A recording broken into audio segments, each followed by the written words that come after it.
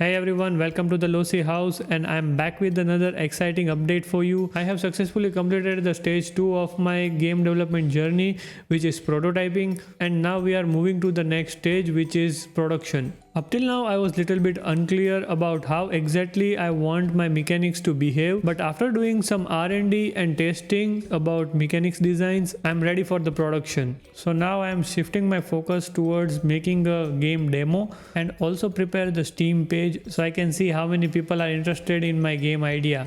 Before that, I want my game to follow a consistent art style because it's really important that game looks good to user.